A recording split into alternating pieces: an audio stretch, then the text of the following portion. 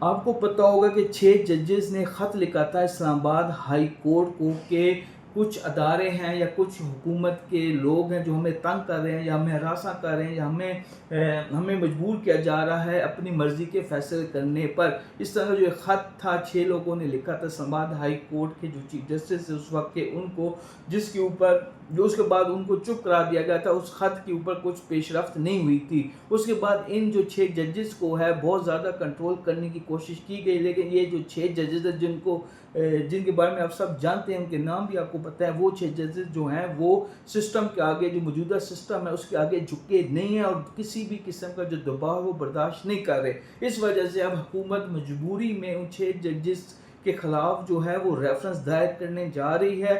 کرتی ہے نہیں کرتی، لیکن ابھی جو اطلاعات ہیں، جو میرا ایک تجزیہ ہے اس کے میں آپ کو بتا دوں کہ ان 6 ججز کو اپنے رستے سے ہٹانے کے لیے ریفرنس لایا جا سکتا ہے. ریفرنس لانے کے لیے تیاری ہو رہی ہے.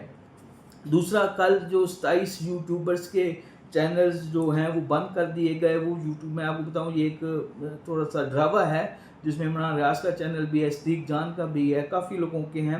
یہ جو چینلز ہیں یہ جلد اسلام آباد ہائی کورٹ جو ہے اس کو سپریم کورٹ جو ہے اس کو اوپن کر دے گی.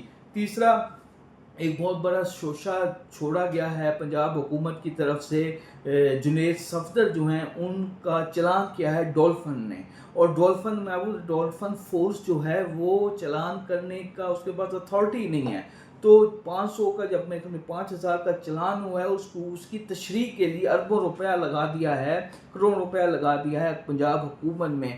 تو پنجاب حکومت نے تو میرے خیال میں سستی شہرت حاصل کرنے کا ایک اچھا طریقہ نکالا ہے پنجاب حکومت نے. تیسرا میں آپ کو بتاؤں، جو ملک احمد خان پنجاب اسمبلی کے جو اسپیکر ہیں، انہوں نے کسی کے دباؤ میں آ کر، میں بتا دوں کسی کے دباؤ میں آ کر یہ فیصلہ، غیر جمہوری فیصلہ کیا ہے کہ جو اپوزیشن کے 14 15 16 جو ارکان انہوں نے نومینیٹ کیے ہیں ان کو ڈی سیٹ کرنے کے لیے ریفرنس دائر کر رہے ہیں الیکشن کمیشن میں. میں بتاؤں یہ ایک تو اتھارٹی نہیں ہے، جو میں نے 4 جگہوں سے وکلا سے پتہ کیا، ایک تو ان کے بعد یہ اتھارٹی ڈی سیٹ والی نہیں ہے. سیشن سے باہر نکال سکتے ہیں، سیشنز کی جو پابندی ہے 4 سیشن 5 سیشن 2 سیشن اس کی لگا سکتے ہیں، لیکن ڈی سیٹ کرنا یا اس کے لیے ریفرنس دائر کرنا میرے خیال میں غیر جمہوری عمل ہے.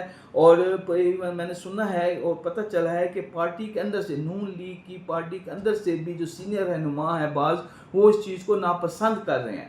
اب ملک احمد جو کہ اسپیکر ہیں، ایک سیاسی بندے ہیں اور بڑے معتبر انسان ہیں، ان کو اتنا بڑا سٹیپ اپوزیشن کے خلاف لینے کی کیا وجہ بنی؟ اس طرح کا جو شور شرابہ ہوتا ہے بجٹ تقریر کے اوپر ہوتا ہے، پاکستان کی صدیوں میں 70 سالوں سے اس طرح کے شور شرابے ہوتے رہے ہیں، لیکن کسی کے دباؤ میں آ کے جو ملک احمد ہیں وہ اتنا بڑا جو غیر سیاسی جو ہے وہ فیصلہ کر رہے ہیں. اس کا آنے والا جو وقت ہے، اگر یہ ہوتا ہے ڈی سیٹ کے حوالے سے یہ چیزیں اپروو ہو جاتی ہیں اور ڈی سیٹ ان لوگوں کو کر دیا جاتا ہے، وہ 18 19 جو لوگ ہیں اپوزیشن کے، تو میرے خیال میں ایک بہت بڑا پنجاب میں سیاسی بحران کھڑا ہو جائے گا. اب دیکھتے ہیں آگے چل کے اس چیز کے اوپر جو الیکشن کمیشن ہے وہ کیا فیصلہ کرتا ہے.